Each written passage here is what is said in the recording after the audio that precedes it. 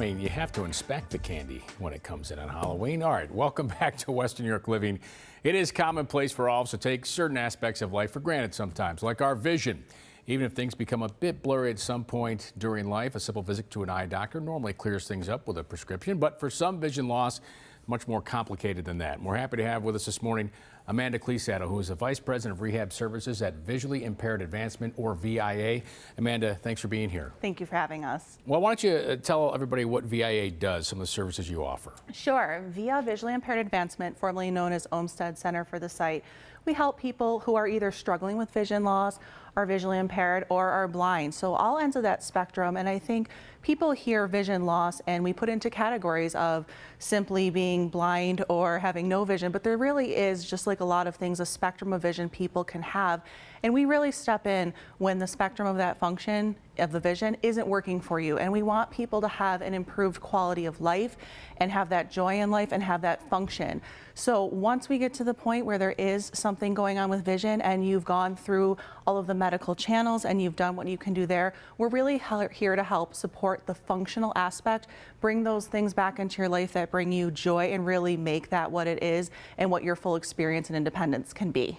I love the name of the Low Vision Clinic. Yes. I think that's appropriately named because it's not just for people who are blind. Tell us about the clinic. Yeah, that's a great question. So our low vision clinic, we have a low vision optometrist on staff. And just as you've pointed out, you know, it's called a low vision clinic. So in its name implies if someone is struggling with low vision, and again, we go back to, is that functional? It's different for everybody. But once you get to the point where that medical care has been established, I think of a lot of times what happens is we come out of a doctor's office or a provider's office and we say, oh, okay, I know what this is. And then you go home and you say, oh, but I'm going to a restaurant later and I have to read the menu. What's the lighting going to be like? Am I be able to read it? What about when the check comes? With the holidays coming, okay, I have to read a recipe, make cookies. We want to help with those processes that are important to you and have that full function so you can have those memories. And we have many ways to help. And if people aren't sure, a low vision clinic visit is a great way to start. Sometimes it's simply that visit. If after that visit we have determined that there's something else we can help with, we also staff and have available orientation and mobility specialists. We have teachers of the visually impaired. We have also social workers. We also have vision rehab therapists. We also have a workforce development program that also helps people. So besides those fun things like going to a restaurant and baking cookies, is also if you're struggling in your job and you need help and you want to get through that, we have programs for that. And not just if you're already in a job, but perhaps you're searching for a job and you're visually impaired. We're also here for that, but a great stop is Low Vision Clinic first. How does somebody know if they qualify for help, and how do they go about getting help? Yeah, so the first step is that, again, you see your medical doctor who is responsible for your primary vision. A lot of times there's a classification of legal blindness that helps us establish some other programs and enrollment for those programs. However, if you're not sure, again, that's where a visit to our low vision clinic can be really helpful.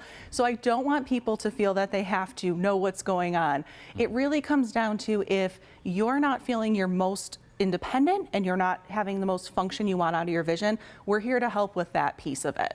All right, and probably helps people who are gradually losing their sight get over the fear of it. Progressive vision loss is another thing, and thank you for bringing that up. So progressive vision loss is we start at one thing, and then as it says, as our vision does either decline or not become functional, we're here for that. So if you get established with us as well, we can be here for that spectrum, and that will change as your life priorities and needs change as well, and we're here for that. Well, thanks for stopping by with some great information and the great services that Visually Impaired Advancement, or VIA, they provide. They're a nonprofit that focuses on advancing the lives of the visually impaired. Their offices are located at 1170 Main Street in Buffalo. And to find out more about all the services they offer, head over to their website at viawny.org. You can also give them a call to speak to their helpful staff at 884-3000. That number again is 884-3000. Their website is viawny.org. Now, coming up next, school's in session, but I guarantee no homework today. Damon University will be joining us in studio to discuss their tuition guarantee program for students and a Visit Day event that's coming up in November. And after that, we're going to hear how the National Comedy Center in Jamestown is celebrating the life and legacy of Lucille Ball today with I Love Lucy Day. We'll tell you more about all the great events they have lined up for October. Western New York Living will continue. This segment of Western New York Living was sponsored by the following: